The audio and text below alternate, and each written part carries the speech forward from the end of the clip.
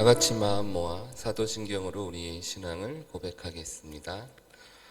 전능하사 천지를 만드신 하나님 아버지를 내가 믿사오며 그 외에도 우리 주 예수 그리스도를 믿사오니 이는 성령으로 잉태하사 동정녀 마리아에게 나시고 본디오 빌라도에게 고난을 받으사 십자가에 못 박혀 죽으시고 장사한 지 사흘 만에 죽은 자 가운데서 다시 살아나시며 하늘에 오르사 전능하신 하나님 우편에 앉아 계시다가 저리로서 산자와 죽은 자를 심판하러 오시리라.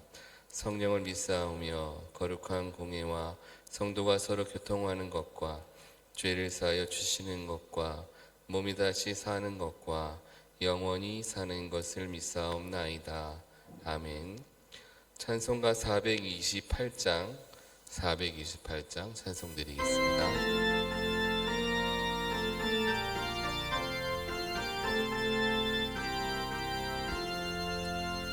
내 영혼에 햇빛 비치니 주 영광 찬란해. 이 세상 어떤 빛보다 이 빛 더 빛나네. 주의 영광 빛난 광채 내게 비춰 주시옵소서. 그 밝은 얼굴 배울 때 나의 영혼 기쁘다. 내 영혼에 노래 있으니 주 찬양합니다. 주 귀를 기울이시사 다 듣고 계시네. 주의 영광 빛난 광채 내게 비춰 주시옵소서. 그 밝은 얼굴 배울 때 나의 영혼 기쁘다. 내 영혼에 봄날 되어서 주와 함께 하실 때 그 평화 내게 깃들고 주인의 꽃피네. 주의 영광 빛난 광채 내게 비춰 주시옵소서. 그 밝은 얼굴 배울 때 나의 영혼 기쁘다. 내 영혼에 희락이 있고 흰 소망 넘치네. 주 예수 복을 주시고 또 내려주시네. 주의 영광 빛난 광채 내게 비춰 주시옵소서. 그 밝은 얼굴 배울 때 나의 영혼 기쁘다. 아멘. 우리 515장 한 장 더 찬송드립니다. 515장입니다.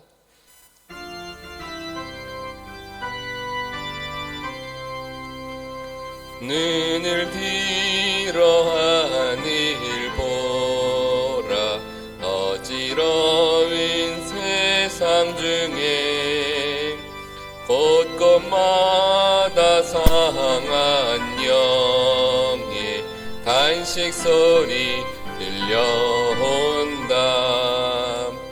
빛을 잃은 많은 사람 길을 잃고 헤매이며 당자처럼 기진하니 믿는 자여 어이할 것. 눈을 들어 하늘 보라. 어두워진 세상 중에 외치는 자 많건만은 생명수는 말랐어라. 죄를 대속하신 주니 선한 일꾼 찾으시니 대답할 리 어디 있나 믿는 자여 어이할 곳 눈을 들어 하늘 보라 살아계신 주 하나님 약한 자를 부르시어 하늘 뜻을 전하셨다. 주는 홀로 예수 처음이요 나중이라 주님 너를 부르신다 믿는 자여 어이할 곳 눈을 들어 하늘 보라 다시 사신 그리스도 만 백성을 사랑하사 오래 참고 기다리네 인내하신 우리 구주 의의 심판하시는 날 곧 가까이 임하는데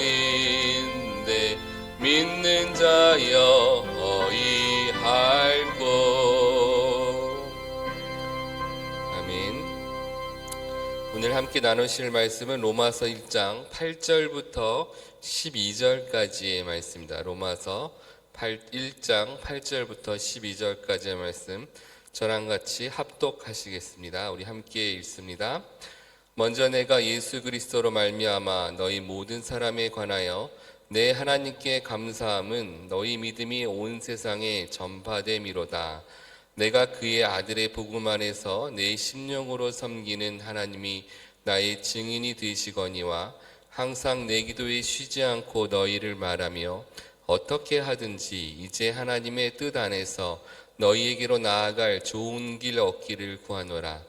내가 너희 보기를 간절히 원하는 것은 어떤 신령한 은사를 너희에게 나누어 주어 너희를 견고하게 하려 함이니 이는 곧 내가 너희 가운데서 너희와 나의 믿음으로 말미암아 피차 아니함을 얻으려 함이라. 아멘. 오늘도 하루를 감사하며 마음과 시간을 구별하여 오늘 특별히 온라인으로 예배드리는 사랑하는 진관성교회 모든 식구들을 주님의 이름으로 축복합니다. 우리 서로 인사할까요? 당신은 행복한 사람입니다. 오늘 하루도 참 수고가 많으셨습니다. 오늘은 로마서 세 번째 시간입니다. 우리가 그동안 여러 가지 일도 있고 해서 우리 8월 달에 중순회하고 이제 다시 시작하게 되는데요. 로마서는 한 장씩 한 장씩 보기에는 그 내용과 분량이 너무도 방대해서 이 한 장을 좀 이렇게 잘 나누어서 좀 디테일하게 보려고 합니다. 그래서 오늘은 1장 8절부터 12절까지의 말씀을 나누려고 해요. 우리 먼저 8절의 말씀을 다시 한번 볼까요? 8절입니다. 시작.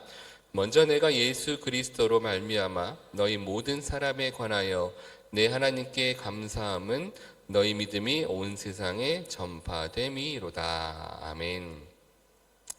보십시오. 사도 바울이 가장 먼저 한 것이 뭡니까? 바로 하나님께 감사함은이라고 이야기합니다. 바울은 하나님께 감사하는 것이 먼저였어요. 그런데 이 8절 말씀에 보면 무엇에 대해서 감사한지는 기록되어 있지 않습니다. 근데 비단 여기에서뿐만 아니라 바울이 감사하다는 이야기를 참 많이 하는데 그 이유를 말하지 않습니다. 이러한 것은 바울에게 감사란 것은 이미 습관이었기 때문이에요. 우리에게도 먼저 필요한 것이 있습니다. 그것이 바로 감사인 것이에요. 성도에게 무슨 말을 하거나 무슨 일을 당하거나 무슨 일을 시작하기 전에 성도가 항상 먼저 해야 될 것은 바로 감사입니다. 감사가 습관이 되어 감사가 먼저 보이지만 습관이 되는 사람은 감사하는 게 보여요. 그런데 현실적으로 지금 내 상황에 이러한 이유로 불평하고 낙심하다 보면 그 삶에 기쁨이나 감사할 거리가 더 이상 나타나지 않습니다. 바울의 이런 감사한 모습은 누구를 본받았을까요? 바로 예수님입니다. 우리 예수님 보십시오. 예수님이 항상 먼저 감사를 드렸잖아요. 우리 오병이의 기적 때도, 그리고 우리 제자들과 우리 마지막 성만찬을 나눌 때도, 또 나사로를 다시 살리실 때도 항상 감사의 기도, 감사를 먼저 하셨습니다. 바로 이거죠. 우리가 예수님과 똑같을 수는 없잖아요. 우리가 감히 예수님을 닮아가려고 하지만 예수님과 똑같을 수는 없습니다. 그러나 예수님을 닮아감에 있어서 가장 중요한 것이 바로 무슨 일을 당하든지 먼저 감사하는 것이었어요. 욥기서에 나온 욥을 보십시오. 욥이 계속되는 이 재난과 재앙이 계속 오잖아요. 그때 욥의 아내가 욥에게 뭐라 그럽니까? 당신 하나님을 저주하고 죽으라고 그렇게 이야기합니다. 근데 이 어리석은 사람은 상황이 불리하게 돌아가고 어려워지면 불평하고 원망하고 또 누군가를 찾습니다. 원망하고 불평하고 비판하는 것은 사실은 누구나 할 수 있고, 그리고 가장 쉬운 방법인 것이죠. 우리 에베소서 5장 4절 말씀을 함께 볼까요? 시작. 누추함과 어리석은 말이나 희롱의 말이 마땅치 아니하니 오히려 감사하는 말을 하라. 아멘. 우리 감사가 뭐라고 하는지 기억나십니까? 제가 감사를 뭐라 그랬죠? 받은 것을 받았다고 고백하는 것이 감사라 그러지 않았어요. 감사한다는 것, 그것은 어떠한 상황에서든지 나를 사랑하시는 하나님을 믿는다는 고백이 되는 것이고, 또 그 하나님이 내 아버지임을 선포하는 것입니다. 그 하나님이 우리 아버지이기 때문에 우리가 항상 우리 가족들에게, 또 우리 사랑하는 교우들에게 우리가 감사의 말을 하는 것이 마땅하다는 것이죠. 어렵고 힘든 상황 속에서도 우리가 하나님께 감사의 기도, 하나님의 도우심을 믿고 감사할 때 하나님께서 그 감사하는 사람을 위해, 감사하는 일을 위해 하나님의 영광을 나타내시고 또 그 영광을 자랑케 만드시는 겁니다.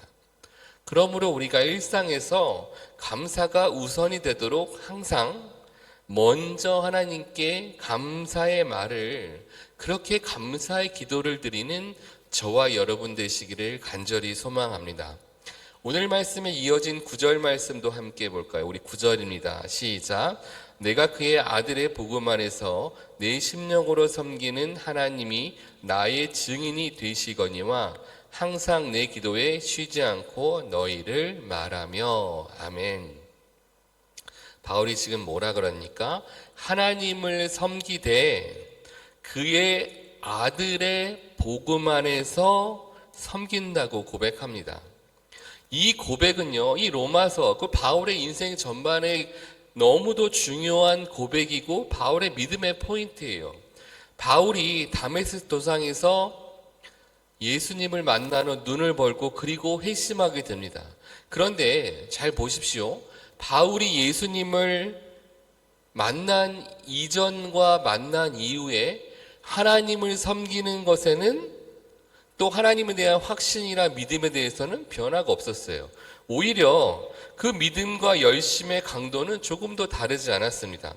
믿음이 더 뜨거워졌으면 뜨거워졌지 약해지지는 않았어요.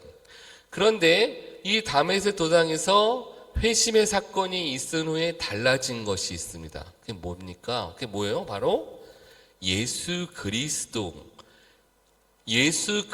안에서 하나님을 섬긴다는 것이에요. 바울의 인생에 예수님이 들어온 거예요. 그 전까지는 하나님밖에 없었거든요. 회심하기 전에 바울은 예수님과는 전혀 상관없이 하나님을 섬겼습니다. 예수님의 중재가 없이 하나님을 섬겼어요. 그래서 바울이 얻은 것이 무엇이고 바울이 무엇을 했습니까? 예수님을 믿는 사람을 찾아내서 감옥에 가두고 매를 치게 하고 심지어 죽기까지 내버려 뒀잖아요. 바울의 고백처럼 죄인 중에 죄인, 괴수가 되어가고 있었던 것입니다. 하나님을 위한 열심을 내면 낼수록 그는 점점 살인자로 변해가고 있었죠. 잘 보세요. 이게 무엇을 말하는 것일까요? 세상 누구라도 예수님 밖에 머물게 되면 그의 삶은 실패에 빠질 수밖에 없다는 것입니다. 그것이 목사이든 장로이든 권사이든 집사든 그 직분이 중요한 것이 아니라 열심을 내고 나름대로 선하게 산다고 노력할수록 죄인으로 발견될 수밖에 없는 것이 예수님이 빠진 인생이라는 거예요. 우리가 하나님을 섬긴다면서 예수님이 빠진다면 그것은 아주 큰 오류가 된다는 거죠. 그것을 몸소 뼈저리게 체험한 바울은 실패로 인한 좌절이 없는 비결을 발견하게 되는 거죠. 그것이 바로 예수님이라는 것입니다. 그러면 왜 예수님 안에서만, 그 안에서 있어야만 실패하지 않고 성공하는 삶을 살 수 있을까요? 그것은 예수 안에 있는 자에게만 정죄함이 없기 때문입니다. 정죄함이 없다는 것이 무엇입니까? 실패가 없다는 거예요. 왜 그런지 아십니까? 예수님 안에는 생명의 또 성령의 법이 있기 때문에 실패할 수가 없어요. 누구든지 반드시 지켜야 되는 것이 바로 법입니다. 대통령도 법을 지켜야 되고 왕도 법을 지켜야 했어요. 법을 어길 수는 없습니다. 다시 말해서 성령이 법이 되어서 우리의 삶을 주관하시고 다스린다는 말씀이에요. 우리가 때로는 좌로 때로는 우로 치우치지 않도록 중심을 잡아주시고 또 각자 우리의 믿음의 분량만큼 우리를 강력한 힘으로 인도해 주시고 이끌어 주신다는 거죠. 어떠한 인생도 믿음으로 예수 안에 머물면 세상에 유익한 인생이 된다는 거예요. 아무리 실패할 수밖에 없는 인생이라도 그 인생에 예수님이 함께하면 성공의 삶을 살게 되는 것이고요. 예수님을 만난 바울은 이것을 깨달았기 때문에 단 한순간도 예수님을 놓지 않았고 예수 안에서 사는 삶을 최고의 목표로 삼았던 것입니다. 왜냐? 자신의 모든 능력 안에 그 모든 능력의 근원 되시는 분이 바로 예수 그리스도이기 때문에 모든 것을 할 수 있다고 바울은 자신 있게 고백한 것이죠. 단 예수님과 함께 한다면입니다. 모든 것을 할 수 있다는 이 사도 바울의 이 마음이 좀 이해가 되십니까? 사도 바울의 마음이 바로 저와 여러분의 마음이 되기를 간절히 소망합니다. 사도 바울의 이 심정을 우리가 공감하고 우리의 것으로 삼아야 돼요.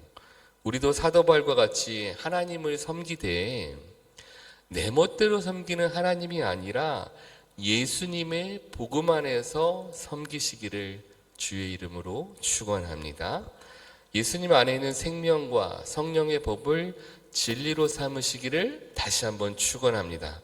그렇다면 더 이상 우리의 인생에 실패가 없고 후회 없는 삶을 살게 될 것이죠. 우리 11절 말씀도 함께 볼까요? 11절입니다. 내가 너희 보기를 간절히 원하는 것은 어떤 신령한 은사를 너희에게 나누어 주어 너희를 견고하게 하기로 함이니. 아멘. 바울이 로마에 온 이유가 뭐냐면 이 보면 로마에 있는 형제들에게 무엇을 주기 위해서래요. 뭡니까? 그게 어떤 신령한 은사를 나누어 주기 위함이라고 해요. 무엇을 얻으려고 로마에 가고 싶은 것이 아니라 오히려 무엇을 나누어 주려고 그렇게 모진 고생 끝에 로마에 간 것이죠. 근데 바울이 단순히 로마만 그런 것이 아니에요. 바울의 1차 여행, 2차, 3차 전도여행 모두가 여러 지방 모든 것에 이루기를 원했던 것은 바울의 이 한결같은 소원인 거죠. 바로 자신이 가진 것을 나누어 주고 싶었던 것입니다. 우리 구약 성경의 예레미야를 보면 예레미야 선지자 보십시오. 하나님의 계시를 받은 예레미야가 하나님의 뜻을 선포하는데 이 같은 민족들이 자신의 말을 무시하고 그 말을 선포할수록 때리고 조롱하고 미워합니다. 그러자 예레미야가 더 이상 하나님의 뜻을, 이 하나님의 계시를 전하지 않으려고 굳게 마음을 먹습니다.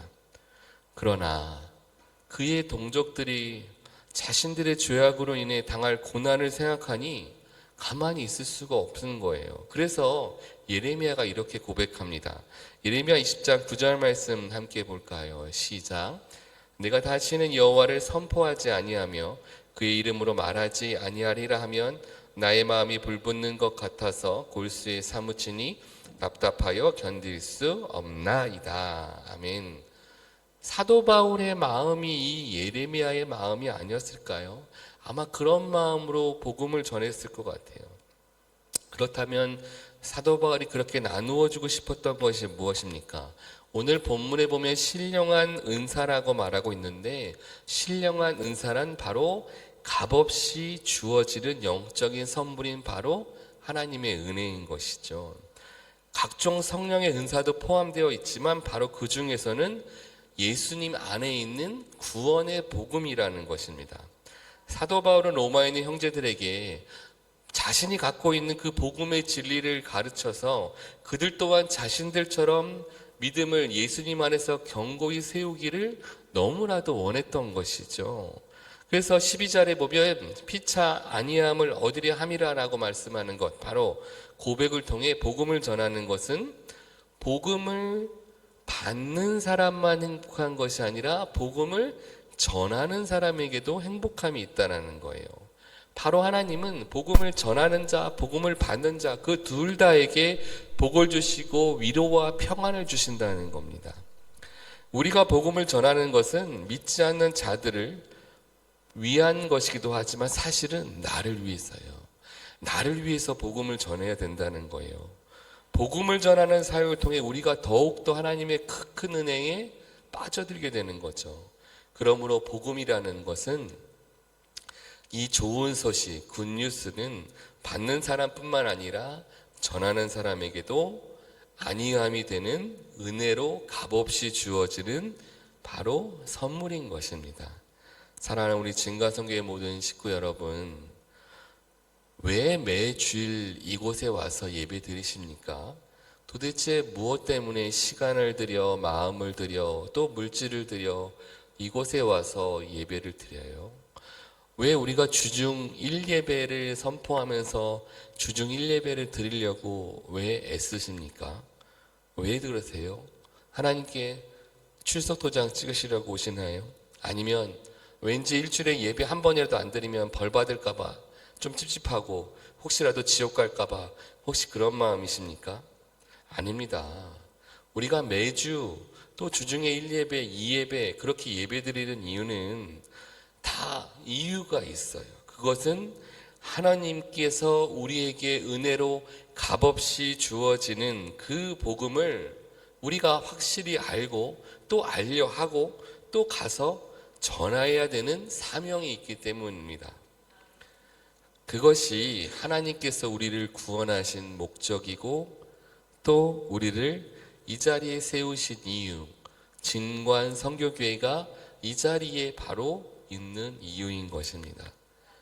사랑하는 성도 여러분, 이제 여러분의 가족들에게 그리고 우리 서로 성도들에게 나랑 마음이 안 맞을 수 있어요. 내 뜻하고 다를 수도 있고요. 여러 가지 다 다릅니다. 우리는 그렇게 만들어졌어요. 그러나 우리는 예수 안에서 하나님과 함께 있는 사람이기에 우리가 서로에게 먼저 복음을 나눕시다. 그리고 이제 믿지 않는 사람들에게 가서 복음을 날마다 힘써 나누십시오. 그래서 하나님이 우리 보고 기뻐하시는 하나님의 아들과 딸 되시기를 간절히 축원합니다. 우리 이 시간 잠시 눈을 감고 오늘 제 말씀을 묵상하도록 하겠습니다.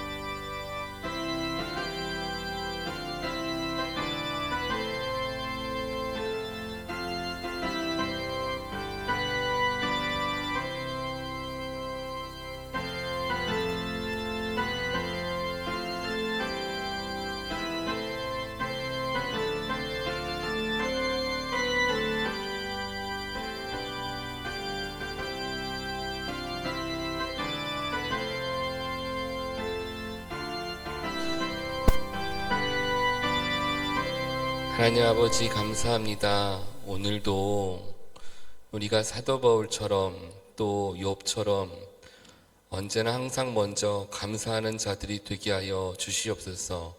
감사할 조건을 찾아 우리가 거기에 매달리는 것이 아니라 이미 받은 은혜로 항상 감사하는 저희들이 되게 하여 주옵소서. 또한 사도 바울이 복음 안에서 신령한 은사를 나누어 주기 위해 간절히 로마에 갔다 온 것처럼 우리들도 복음의 열정을 가슴에 품고 사랑하는 가족들에게 또 우리 교우들에게 그리고 믿지 않는 모든 사람들에게 복음의 열정과 그 마음을 가슴에 품고 신령한 은사를 나누어주는 귀한 성도들 되게 하여 주시옵소서. 성도들의 각 가정 주님 지켜주시고 하나님은 세상의 것이 부족하여서 허우적대는 것이 아니라 먼저 믿음을 채우고 복음을 채우고 은혜를 채우고 하나님을 채우고 예수님을 채우는 복되고 귀한 가정들 되게 하여 주시옵소서. 물질과 건강 때문에 부족해하는 모든 심령들 주님께서 하시오니 기도할 때마다 이루어지고 언제나 주님과 함께 살게 하여 주시옵소서. 감사드리며 예수 그리스도로 간절히 기도드리옵나이다. 아멘. 하늘에 계신 우리 아버지여, 이름이 거룩히 여김을 받으시오며 나라가 임하시오며 뜻이 하늘에서 이루어진 것 같이 땅에서도 이루어지이다. 오늘 우리에게 일용할 양식을 주시옵고 우리가 우리에게 죄 지은 자를 사하여 준 것 같이 우리 죄를 사하여 주시옵고 우리를 시험에 들게 하지 마시옵고 다만 악에서 구하시옵소서. 나라와 권세와 영광이 아버지께 영원히 있사옵나이다. 아멘.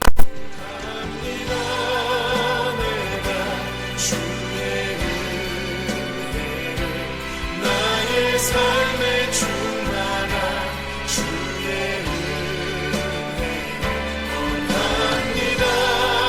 내가 주와 동행을 나의 삶을 주님과 함께 구합니다. 내가 아버지 언제나 하나님 복음 안에 거하는 우리의 삶을 나의 삶의 충만한 하나님 우리의 입술 안에서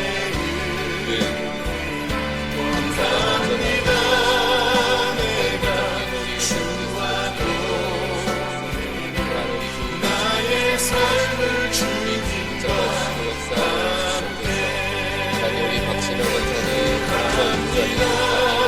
그 가정의 아버지 말씀을 통해 온전히 경건해지며 말씀을 따라 사는 삶을 나의 삶의 감사하는 인생을 살도록 도와주시고 주여 기도하여 주시옵소서. 하나님 아버지 박수를 주옵소서. 하나님 우리와 충만 복음이 가득하게 도와주시옵소서. 항상 주님과 동행하며 감사하는 가정 그리고 복된 가정 될 수 있도록 주여 인도하여 주시고 붙잡아 주시옵소서. 하나님 하늘 태양 대의 아버지 함께하여 주셔서 그 가정을 나의 삶의 도와주셔서 하나님만 바라보고 의지하고 삶을 살아가는 주님을 보고 합니다.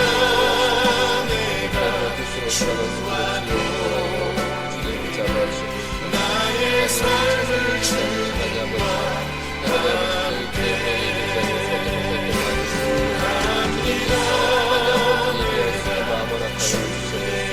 세상의 것이 앞서지 않도록 도와주시고 나의 삶의 주님을 나아갈 때마다 주님의 거하는 역사가 주님 아버지 더 드시고 가정과 도와주시고 또한 주옵소서. 양지라 이사님 나의 삶을 주님과 하나님을 감사합니다. 예수님만을 살아가는 하나님 아버지 나의 삶의 충만한 무엇보다 믿음의 사랑을 아름다운 여정이 있으므로 하나님 합니다. 하나님 진짜 문제로 인해 믿음하고 기도하고 나의 삶을 아버지를 따르라 하나님 아버지 우리 아버지님께서 하나님 아직 이곳에서 하루에 한 번 우리가 기도하고 아버지